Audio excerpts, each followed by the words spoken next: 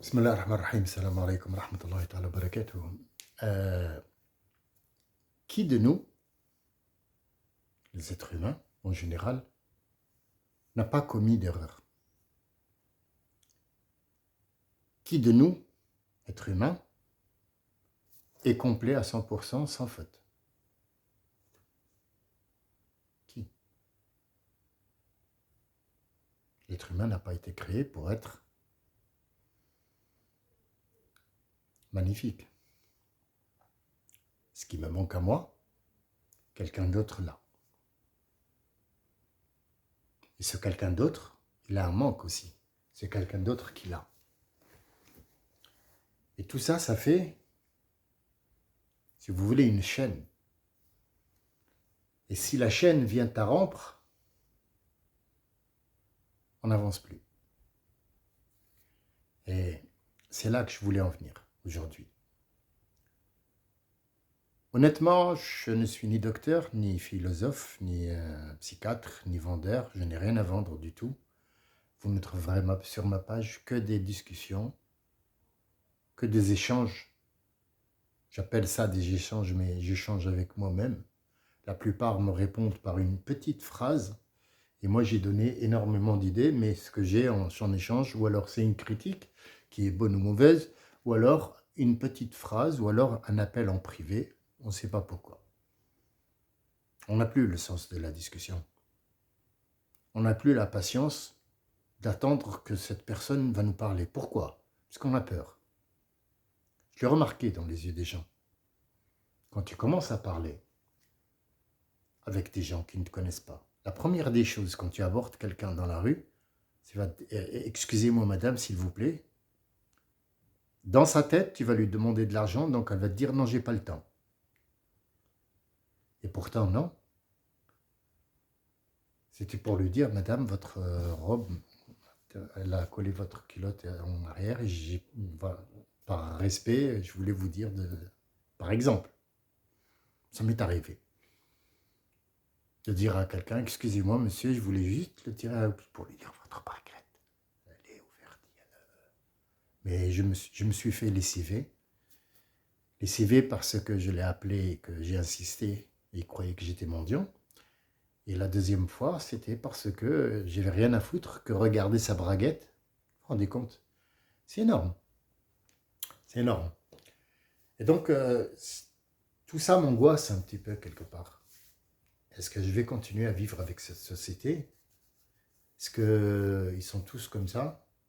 Est-ce que je tomberai sur quelqu'un qui a des idées, pas peut-être que les miennes, mais comme les miennes, mais peut-être meilleures, qui pourra me guider, me donner... Comment peut-on être calme dans des situations comme ça? Comment peut-on réagir dans des situations comme ça? Comment peut-on aider dans des situations? Je n'ai pas trouvé de solution, je n'ai pas trouvé de réponse et je n'ai pas trouvé malheureusement le remède miracle à tout ça. Mais ce que je dis, c'est que on essaye. J'ai feuilleté rapidement, comme d'habitude, ce qu'il y a de nouveau dans Internet. Et j'ai vu qu'il y avait un gars qui était... on s'en fout de ses origines, mais bon, c'est un gars, c'est un jeune. Il a fait un stand de 2 mètres sur 3, 2 mètres sur 3, où il y a des blocs pour de la glace, mais c'est de la crème, avec un truc en glace qui est en forme de pénis. Et donc, il trempe dans ce qu'elle veut, la dame ou l'homme, ou les personnes qui sont là, il la trempe dans ce qu'elle veut comme crème. Goût menthe, goût banane, goût machin. Et puis, il monte et il lui met dans la bouche comme ça, en lui suçant. Et les gens, 26 000 abonnés quand même. Dites-moi. Alors, c'est de la vente, oui. Il n'y a pas à dire. Le gars, il se fait son beurre et c'est pas que du beurre, attention. C'est du beurre de qualité. Hein. Comment peut-on prendre ça? Comment peut-on savoir que ce genre de choses-là, il monte sur le comptoir et il met la sucette avec le truc dans la bouche de la femme en lui faisant comme ça, des trucs comme ça, des gestes obscènes. et que la dame, elle est contente, super contente, et elle paye cher pour ça, sachant que moi, j'ai des filles et des enfants à la maison, comment est-ce que je peux réagir? Comment est-ce que je peux faire? Sachant que l'État ne fera rien, les responsables ne feront rien, les gens de Facebook et de Internet et des réseaux sociaux sont très contents et ils sont abonnés. Ils sont 26 millions d'abonnés dans ce truc-là pour voir une femme sucer une glace et rigoler et en avoir partout dans la bouche. Ça fait rire. Ça fait rire les oiseaux et ça fait chanter les abeilles, comme dirait l'autre. Qu'est-ce qu'on fait? Par où commencer?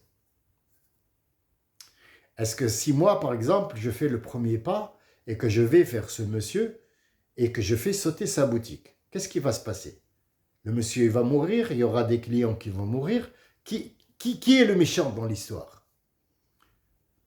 On ne va pas me donner une médaille, on ne va pas me dire, ah bah tiens, ça y est, ça c'est la médaille d'honneur, comme quoi tu as sauvé la future génération de ces salopards de merde qui pourrissent la planète. Enfin, parce que ça, c'est pourrir la planète. Ah oui, tu vas me dire, oui, mais qu'est-ce qu'il a fait? Lui, il vend des glaces. Hein, d'une manière, mais il vend des glaces. Mais il a pourri la planète. Pourrir la planète, c'est pas lâcher du dioxyde de carbone. C'est pas toi qui gères la planète. Et arrêtez de me dire, il y a un sommet qui se fait, et les chefs d'État, ils se réunissent. Des conneries. Tout ça, hein? Du tapage nocturne, tout simplement. Il n'y a aucun qui va régler rien du tout. Le climat se règle de lui-même. Il y a un Dieu qui le règle. Mais est-ce qu'on a réglé l'histoire de ce con-là qui a fait ce truc-là sur l'Internet? Est-ce qu'on a réglé l'histoire de la pornographie qui se promène librement sur les écrans pour les enfants? Est-ce qu'on a réglé l'histoire de l'homme qui est en train de martyriser la femme et de l'utiliser comme un objet de vente? Les Occidentaux, je ne parle pas des pays arabes qui lui mettent une burqa, ça c'est autre chose. Mais je parle des femmes ici en France ou en Algérie ou au Maroc ou bien un truc. La femme est un objet de vente. Croyez-le ou ne le croyez pas, vous êtes libre, la femme est un objet de vente. On n'a jamais vendu autant que depuis que la femme existe. S'il n'y avait pas de femme, il n'y aurait pas de vente. C'est elle qui vend et c'est avec elle qu'on vend et c'est sur elle qu'on vend et c'est à elle qu'on vend. Attention, moi j'étais décorateur, je n'ai fait des affaires qu'avec des femmes. Les hommes, quand ils rentrent, ils disent « Ouais, mais je ne vois pas l'intérêt de refaire l'intérieur. » Oui, mais c'est mon travail, je dois refaire. Donc heureusement qu'il y a madame, sinon qu'est-ce que je ferais? C'est comme l'histoire qu'ils sont montés dans la lune, sur la lune. Quelle lune? Tu me parles de quelle lune? Franchement, tu es monté au mont Everest? Mont Everest, j'ai pas dit l'espace. Mont Everest. Est-ce que tu as déjà monté? Ben demande. Regarde sur Internet les gens qui sont montés avec des équipements modernes, attention, hein. Tout ce qu'il y a de plus moderne. Au mont Everest. Très très peu en sont revenus. Très très peu. Quand ils sont revenus, ils étaient très malades. Le mont Everest. J'ai pas dit l'Himalaya. Et j'ai pas dit encore l'espace aérien. Il n'y a rien qui est passé au-delà des couches protectrices de la Terre. Rien. Aucune fusée, rien. Quand une fusée sort de cet espace de protection, elle est immédiatement compressée. Vous ne voulez pas me croire? Faites ce que vous voulez. Non, non, je fais partie d'aucun complot. Je ne suis pas complotiste. Je dis les vérités comme elles sont. Aucune force ne peut résister à cette pression. Je vous donne la preuve. Je vous donne la preuve. La preuve. Donnez-moi un seul sous-marin qui est allé au-delà de 2,5 km de profondeur. Les sous-marins nucléaires, nouveaux, mais t'as même pas idée. C'est les modernes, t'as pas idée. 2500 mètres, 2,5 km, la coque ne supporte pas la pression. Ça, c'est sur Terre. Alors, comment tu me racontes qu'un petit objet de merde quand il sort de la Terre, il n'a même pas la taille de la tête d'une aiguille, peut résister à la pression qui existe au-delà? de la protection terrestre pour aller sur. Déjà, nous, à l'intérieur de cette protection dans la Terre, les UV, quand on dépasse une certaine hauteur, il faut faire attention parce que les UV ils peuvent vous cramer tout de suite. L'UV seulement, on n'a pas parlé de l'infrarouge, ultraviolet, non, juste les UV seulement. On n'est pas. Comment vous me dites qu'une fusée peut sortir dans cet espace immense, et on n'est même pas dans le cosmos, hein, on est encore dans le système solaire. Le système solaire seulement. Parce que le système solaire, vous savez que le système solaire, où il y a un soleil et des planètes qui tournent autour, ce n'est rien, c'est un parmi des milliards et des milliards de systèmes solaires qui existent dans le cosmos. Et le cosmos fait partie de ce qu'on appelle une voie lactée, où il y a des milliards et des milliards et des milliards de voies lactées qui ne représentent même pas un grain de sable dans l'immensité de l'espace. Et toi, tu veux me faire croire qu'avec ton petit truc de merde, en 1945, t'es sorti, t'es allé conquérir l'espace?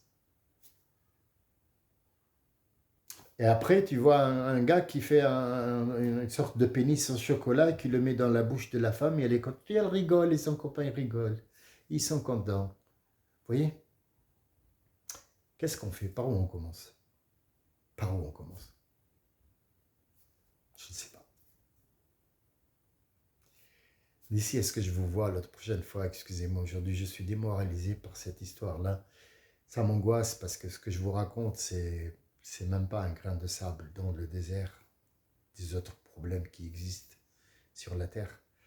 Ils sont même pas capables d'arrêter un tsunami. Qu'est-ce que tu me racontes? Ils sont sortis où? Quel? Ta mère, la pute, où tu es sorti? Tu n'es nulle part. Un tsunami, tu peux rien faire du tout, c'est une petite vague. Qu'est-ce que tu me racontes? Tu sors dans la pression de l'espace.